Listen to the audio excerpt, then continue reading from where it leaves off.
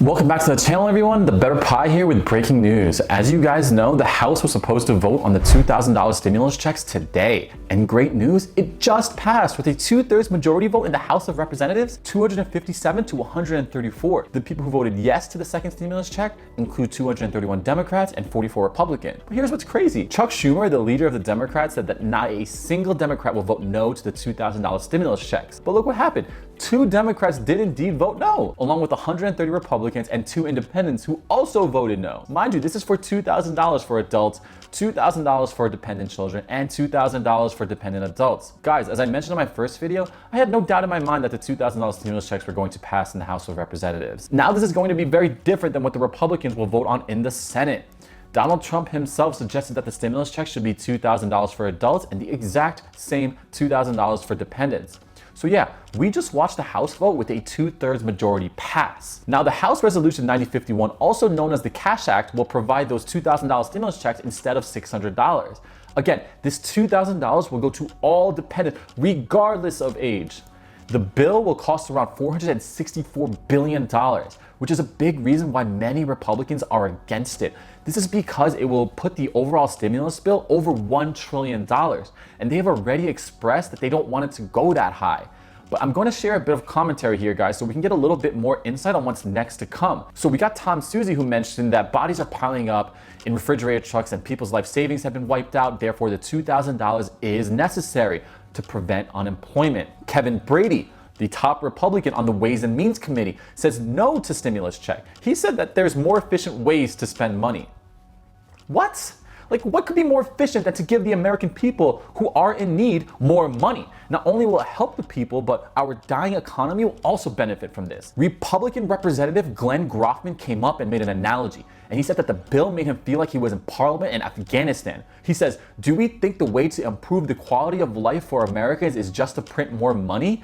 Anyone paying attention to what's going on with the money supply will just realize that we're debasing our currency. We should improve our skills and not money." That was from a Republican. He couldn't be more wrong. A Democrat came up afterwards and said, "No, this is not supposed to create prosperity for people. This is meant to give people some liquidity so they can pay their bills."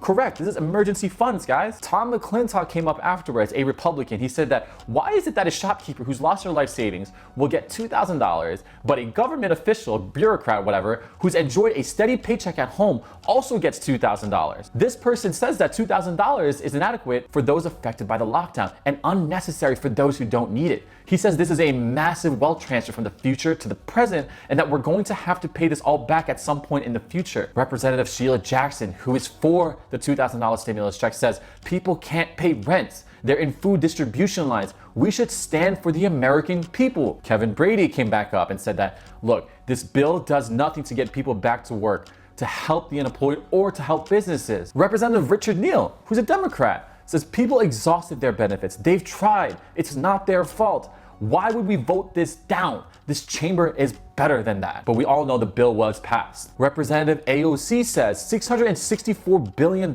which is how much the bill will cost, is okay with me. If conservatives are suddenly so concerned with the cost of the bill, maybe they should focus on stripping their cushy tax giveaways for 3 martini lunches and thoroughbred race horses instead of blocking critical support for working people. Kevin Brady came back up again and said, you can't say we haven't provided remarkable funding so far. Look, if Democrats wanted to help workers, why didn't they pass the standalone PPP bills that we tried to pass? And then he said something, I urge Congress to pause, assess vaccination for the next month or year, or reassess the economy. The bill we passed is a bridge. It's not supposed to be stimulus. We passed the bridge. Let's pause and reassess. That's what Kevin Brady said, someone who voted against the bill the House just passed to get $2,000 stimulus checks to Americans. Nancy Pelosi spoke up and said, we've now spent a combined $950 billion on businesses. It's now time to spend more money on individual people. She said that we will pass this bill with a 2/3 vote, and if we don't get the 2/3, we'll try again later today. They did indeed get the 2/3 vote, guys, so the House has just passed a $2,000 stimulus checks. She said that there are already a consumer economy and that this piece is very important to sustaining our economy. In other words, Nancy Pelosi is taking the position that we need to pass this additional stimulus bill because it will help restore and preserve the economy. And she's right. If Americans have more money to spend, the economy won't die as fast. For those of you who don't know how bad the economy is right now, look at Hawaii. Hawaii just launched the Mover and Shakas Act program for remote workers who would consider relocating to the islands for at least a month. Movers and Shakas said, "Our hope is that the program will help build a more resilient Hawaii economy." Nancy Pelosi then came up to say that she's very grateful that the dependent clause was added. Adult dependents were included as an amendment to the bill. It wasn't part of the original bill. So I'm going to go over the original bill again with you guys. That way you have a better understanding of it. The bill originally didn't include the $2,000 recovery checks for dependents. It simply included $2,000 stimulus checks for adults and $2,000 for child dependents. But an amendment was adding saying all dependents will receive $2,000. But of course, this still has to pass in the Senate. Nancy Pelosi then went to say that it's very important that all adults and dependents get the $2,000 stimulus checks.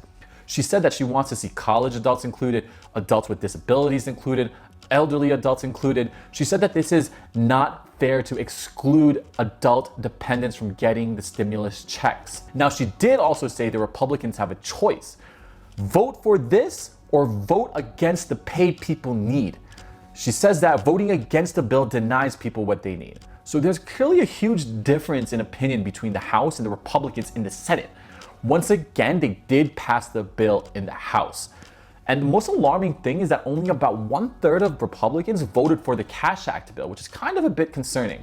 What's more important here is that it's going to the Senate now. Now, if Mitch McConnell brings this to the floor, it wouldn't surprise me if Mitch McConnell can actually get this passed. But the question is, will he bring it to the floor?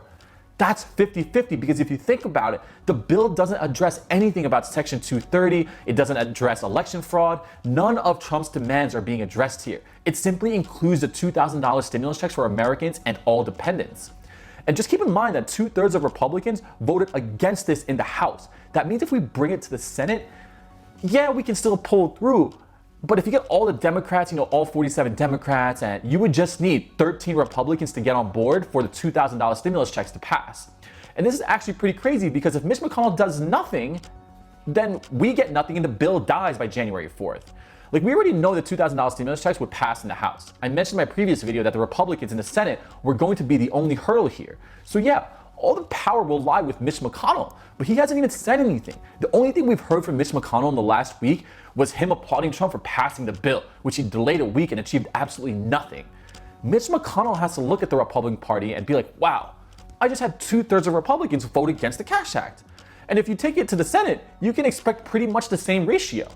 Like, we can get enough Republicans to turn and pass the bill and sign it into law, but only if Mitch McConnell brings it to the floor and calls for a vote on this $2,000 stimulus check. Myself and many others are pretty confident that this bill will pass if Mitch McConnell does bring it to the floor and votes on it. So guys, listen, Mitch McConnell has all the power here. But if we don't hear anything from him in the next couple of days, or he comes up and tries to introduce a new bill, like trying to add like Section 230 into it and whatnot, then our chances go down by a lot. If it does happen to pass in the Senate, the $2,000 stimulus check amendment will go to President Trump to either sign, veto, or do absolutely nothing with it.